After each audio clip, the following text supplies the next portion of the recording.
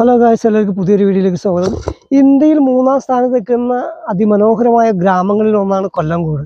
കൊല്ലംകോട് മസ്റ്റായിട്ട് വരുന്നവർക്ക് കാണേണ്ട കാഴ്ചകൾ അടിപൊളിയായിട്ടുള്ള ഒരു സ്പോട്ട് എന്ന് പറയുമ്പോൾ ഒരുപാട് മൂവികളിലൂടെ കണ്ടിട്ടുള്ള ഒരു ലൊക്കേഷൻ എന്ന് പറയുന്നത് നമ്മുടെ കൊല്ലംകോടിലെ വെള്ളരിമേട് പോകുന്ന ഈ ഒരു സ്പോട്ടാണ്.